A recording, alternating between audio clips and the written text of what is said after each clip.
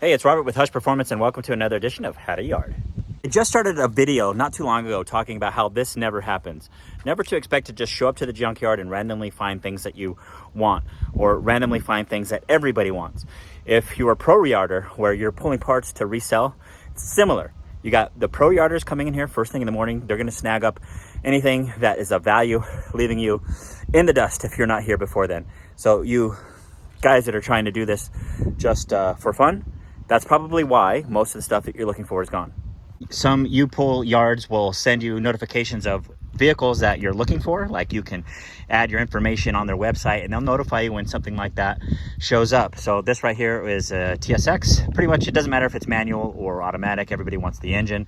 Fortunately, this one was a 6-speed, but it was gone by the time we got here. And I'm pretty sure it was by the pros. I don't come as often as I should anymore. Things have changed, but maybe we're making a change back. But what they did leave me behind was the manual ECU, which I snagged up really quick, and something extra special.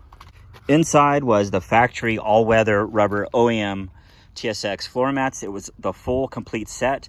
These are going to snatch up pretty good on eBay. But in the trunk, this is why you just look around everywhere. They had the factory carpet set, and these look really good condition. I think we could just clean these up. Somebody's going to want those also. You can see there's very low wear, and here on the driver's side, looks like there's almost no heel wear either. I don't know if these were ever used. Also, we have the all-weather trunk mat too, TSX OEM. These are going to fetch up pretty good money. So like if you come to the yard, you're looking for a TSX to sell, you don't get it, make sure to look for stuff like this. But what I didn't know I was going to come up across was an EP3 in the yard. Somebody was working on it and I just walked right past it. I take a second look and I see what they're working on. We got an EP3. I can't tell if it was crashed up front or not, but a lot of the stuff was taken already. But when someone's working on it, you just ask them, what are they working on? And maybe you can get something else. So I asked them if I can grab the transmission. They weren't get after that. They got the ECU, the wiring harness, the intake manifold. So we're lucky with that. And the intermediate shaft is still here. These are not OEM axles. You guys with the EFers out there would want EP3 style axles because that's just going to work with your swap. But they did have some aftermarket motor mounts here. These look like no names, but these will still sell. If you keep one of these attached to the transmission, chances are they're going to sell it with the transmission. They're not going to charge you extra for a motor mount. This one's going to be by itself, and so they will charge me for that, but that's no big deal. We should still be able to sell these for a good amount. In many of my videos, I have been scrutinized for bringing too many tools. It's always when I don't bring enough tools that is the issue, where I just don't have the things that I need. Today, I did come for that motor. It was late in the day by the time I was able to make it out. I wasn't anticipating it being here. What I was going to do was just scout the yard instead. But every time I scout the yard when I have my tools in my truck, something comes up, I go get my tools, and by the time I get back, what I want is somebody's working on it or I can't get anymore. So I just drag all of my stuff in here, regardless whether that motor was going to be here or not. Go over there, it's not. But now I have all my tools here and I'll be able to snag up this transmission. So what I'm going to work on, which I already started, is I pulled the lower subframe off. That's going to be the easiest route to get this transmission off. But on the EP3s, they also have electric power steering. I'm going to grab that while I'm here too. That's going to fetch some good money for those that are wanting to do something like this in an EM2 or an RSX, CRVs. Since I need to get back there and I want to get the transmission, I don't want to leave the motor in my way. So what I'm going to do is drop everything. So with the subframe out, I'm just going to drop the motor right where it's at, and then I'll disassemble the transmission on the ground.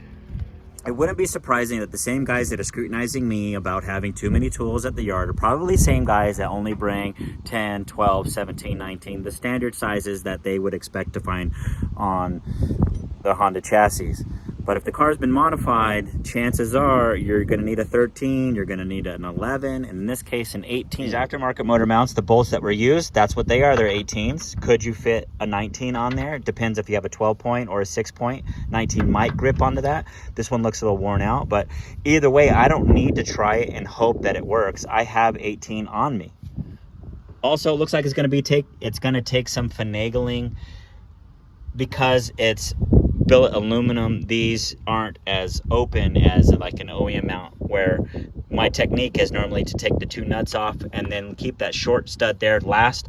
I pull that out and then the whole transmission will drop, but we're stuck up there, so I'm gonna get the mount off as much as I can. I might have to use a pry bar to pry it up. Same thing that's going on over here. I am trying to make sure not to damage this. Chances are that's what's gonna happen, because we're using the weight of the engine. It's gonna yank down.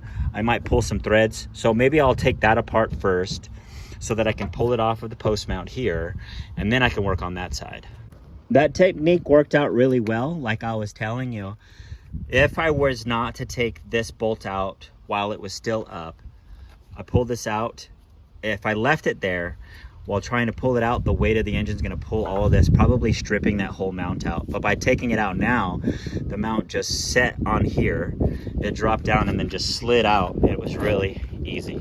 The transmission separated. As I'd mentioned, we're going to keep the mounts on the transmission.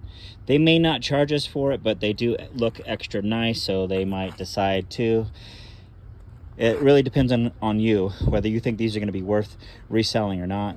I'm going to go for it because I might be able to get some dollars out of it, probably more than I'm going to spend on them.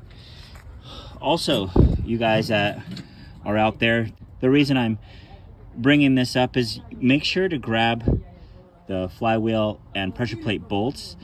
Most swaps that are happening out there nowadays are coming from automatic motors, and in most cases everyone is piecing it together using a transmission off of some other engine and then putting it on an engine that was most likely automatic, like a lot of the Odysseys that are coming from Japan. The next on our list is the power steering.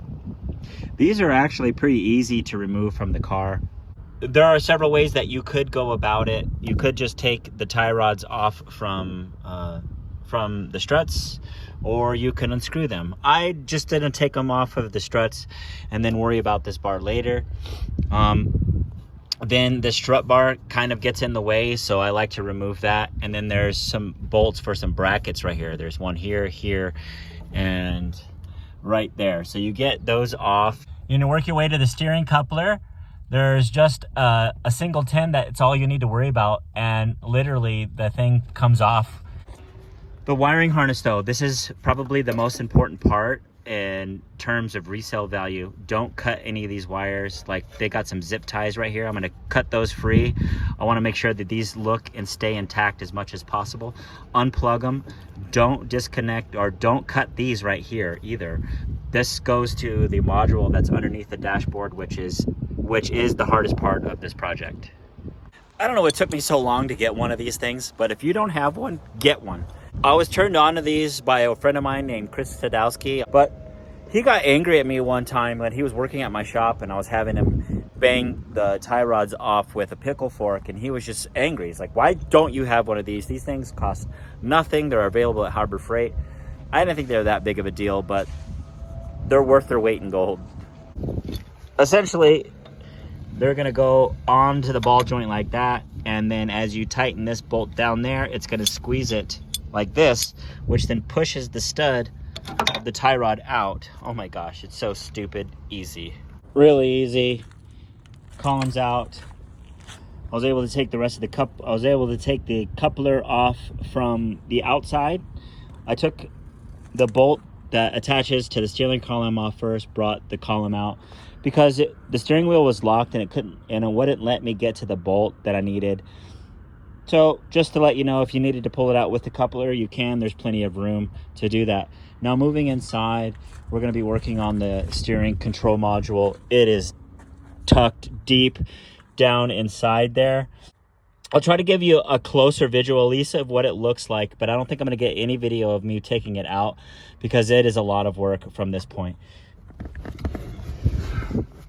All right, behind the passenger carpet is the module. You're going to need that for someone who's wanting to buy that steering rack from you. The harness goes up and then it goes behind the heater core. It is so hard. But the highest price value you're going to get for this is one that has not been cut or modified. And you can get to this fairly easy, but the rest of the parts are stuffed underneath there. And what I usually end up doing is taking a pry bar and just breaking all of that apart. All of the breaking all of the heater core apart to make enough room to snake the cables through with the connectors in one piece. For the sake of the video, I decided to take a little bit more time, and I'm going to unbolt the heater core stud back here. You unbolt the hose bracket down and expose the 12mm nut that's back here, and then the AC lines that would be right here. I think I threw them right over there. That will help push that back. I also removed the blower motor. That's something I don't usually do because I just want to get in and out, but that does give you a lot of room. And depending on how quick I can get used to getting that down, this might be a technique that I'll use. So I'm hoping that this thing will pull back some. It's not really feeling like it is right now, but I'm gonna get back in there with my pry bars and see what I can accomplish. Hey, we got it out. I think difficulty level 8, 9. You have to lay down here, you have to crawl underneath there. I would highly recommend using one of these guys. I got this headlamp here. Headlamps are pure genius. If you have one, use them. I couldn't see under there. With this headlamp, I was able to. Difficulty level. Make sure that you're not cutting anything. Now people will understand, like, now you understand how difficult these are. You can understand where the value is. And I hope that our buyers will understand, like, what you have to go through to get these out. All right, taking inventory. We got our transmission, motor mounts. We got the TSX ECU. We have our EPS. We have the module. We have the intermediate shaft. And check this out. The SI had all the floor mat set in there. This one is the passenger side. It should clean up pretty well. The driver's side has the typical heel wear, but guys, these still sell. There's guys that still want these, so we're going to clean all of this up. I think overall today was a pretty good score, considering I didn't know that I was going to come here and get any of this stuff. This rarely happens.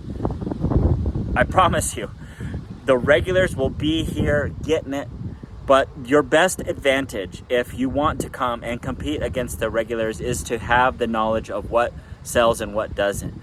Say this transmission was gone, but that electronic power steering rack would probably still be there. The module would probably still be there. There's still good meat on the bones. These floor mats were still there, even though I lost the TSX engine and transmission. Guys, thank you for watching.